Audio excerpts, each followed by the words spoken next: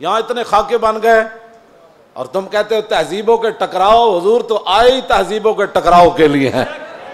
تہذیبیں نہیں، حضور آ گئے. ہم ان تہذیبوں پر تھوکتے بھی نہیں ہیں جن کو تم تہذیب کہتے ہو. جن کو اپنی ماں اور بہن کا پتہ نہیں ہے وہ کون سی تہذیب ہے؟ ہاں جی. جن کو خنزیر اور بکری کے فرق کا پتہ نہیں ہے وہ کون سی تہذیب ہے؟ بزدلو، جو دین کی ترجمانی نہیں ہوتی تو پھر ایسے لوگوں کو میدان میں لاؤ جو دین کی ترجمانی کر سکے. دین کے لبادے بھی اوڑے ہوئے اور جناب بڑے بڑے جبے اور دستاریں بھی تم نے پہنی ہوئی ہیں اور حضور کی عزت پر بات نہیں کر سکتے تم. اور تمہاری یہ عزتیں کس کے لیے ہیں؟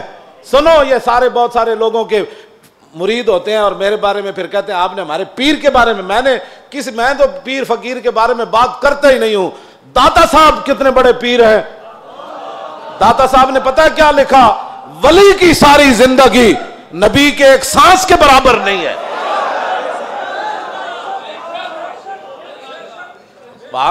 صرف نبی کے امام الانبیاء کے تو خلق سے اولیاء. یہ داتا صاحب کشف المحجوب وچ لکھی گل ہن گل کرو تسی. جدوں حضور دی عزت دی گل آوے تے پھر کھڑا کوئی نہ ہوئے پھر وہ پیر ہے. تے پھر اپنی جاناں بچائے تے اپنے جناب ادارے بچائے تے اپنے خانقاہاں بچائے.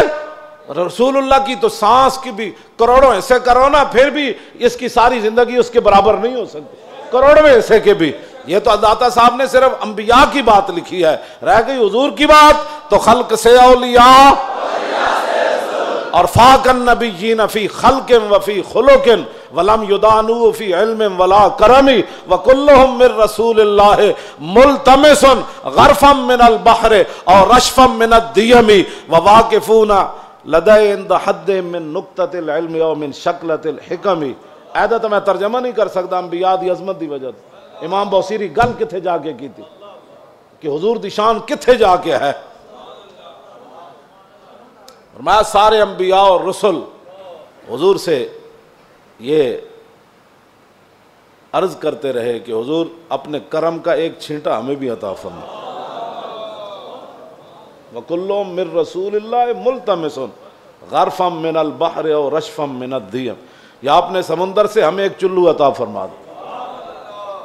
اے لفظ اے شیر ہوندا نا دائیں بائیں تے حضور نے تو سنیا سی بوسیری نو چادر دیتی. جے دے وچ کوئی گل ہوندی تے حضور نے فرمانا سی بوسیری اے شیر کٹ دے.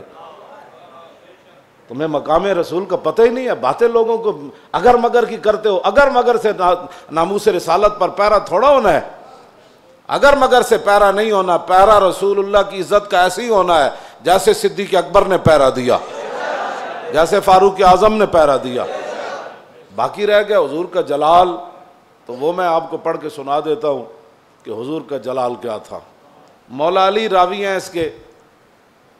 اب مولا علی کیا کہتے ہیں, غزوہ خندق کے موقع پر جب رسول اللہ پہرا دے رہے تھے ہمارے ساتھ کھڑے ہو کر, 25,000 کا لشکر خندق کے کنارے کھڑا ہے اور وہ یہ چاہتے ہیں کہ عمر بن عبد ود کی طرح ہم اپنے گھوڑے دوڑا کر خندق کو عبور کریں اور مدینہ پاک پر حملہ آور ہو جائیں, حضور پر حملہ آور. حضور خود پھر تلوار پکڑ کے کھڑے ہو گئے. اور جب رسول اللہ بھی کھڑے تھے وہاں تو سورج غروب ہو گیا. حضور کی ظہر کی نماز بھی قضا ہو گئی. جب عصر کی نماز قضا ہو گئی تو محبوب, یہ بھی حضور کی رحمت للعالمین بھی ہے, یہ بھی خلق عظیم ہے. تم نے کون سا خلق عظیم کی مثالیں دیتے ہو؟ مائی کوڑا پھینکتی تھی اور تم یہ باتیں لوگوں کو سکھاتے ہو فلاں کو معاف کر دیا. وہ حضور کا اپنا حق تھا, معاف کیا. امتی کو حق نہیں بنتا کہ وہ حضور کی طرف سے خود منصف بن کے لوگوں کو معاف کرتا رہے. یہ قیامت کو فیصلے ہوں گے کہ رسول اللہ نے کس کو معاف کیا اور کس کو معاف نہیں فرمایا. ہم کون ہوتے ہیں حضور کے حق معاف کرنے والے؟ اب جب سورج غروب ہو گیا تو ذرا سنیں حضور کا دعائے جلال کیا تھی.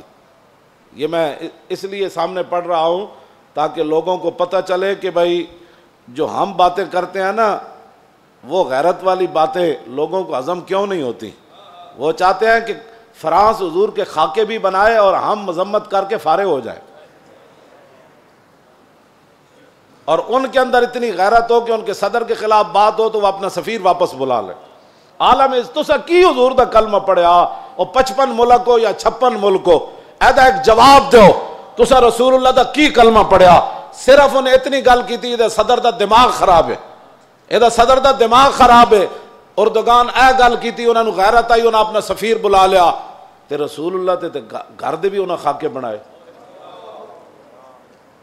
تساں کی غیرت کی تھی اور جڑے غیرت دا سی سبق دیں دیا تسی فرانس دے خلاف ساڑھے مسیدہ دے حملے کرنے ہو علماء دے تسی جلوس بند کیتے نہیں جی اجازت نہیں ہے حالات نہیں ٹھیک اور کیڑے حالات اسی بنائے تساں بنائے حالات خراب تساں یہود و نصارہ دی ایجنٹی کی تھی تساں چوڑی بار بھیجی اور تساں چوڑی بار بھیجی اور پھر تم نے اس پر فخر بھی کیا تم نے اس پر فخر بھی کیا ہمیں حضور کی غلامی پر بھی فخر ہے اور ممتاز قادری کے عمل پر بھی فخر ہے غازی ظہیر کے عمل پر بھی فخر ہے اور غازی عبداللہ کے عمل پر بھی فخر ہے کہ اس نے گستاخ کو پکڑ کر ایسے گردن کاٹ دی اس پر بھی ہمیں فخر ہے اور فرانس کے اندر جو کچھ مسلمان اپنی بساط کے مطابق گستاخان کے خلاف کر رہے ہیں ہمیں اس پر بھی فخر ہے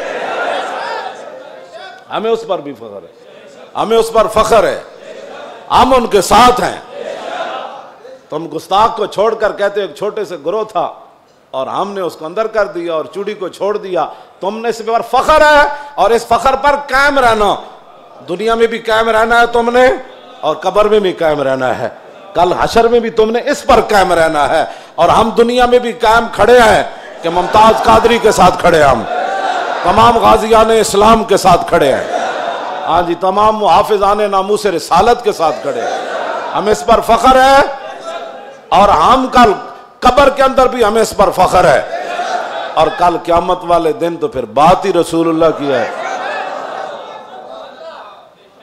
حضور کا جلال دیکھیں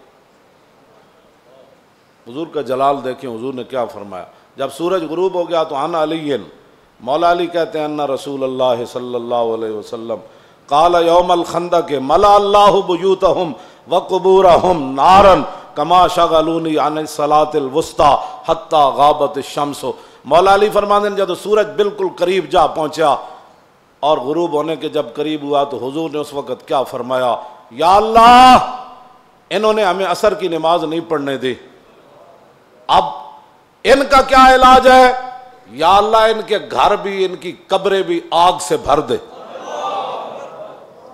یہ بھی تو بتاؤ نا خلوق عظیم یہ بھی لوگوں کو بتاؤ کہتے حضور نے یہ جملہ فرمایا ادھر سورج غروب ہو گئے تو یہ بھی بتاؤ کہ رسول اللہ نے کیا بات فرمائی پھر اس موقع پر یہ تم نے حدیثیں سنائی ہوتی نا تو کسی کافر کی جرت نہیں تھی کہ وہ حضور کے بارے میں بات کرتا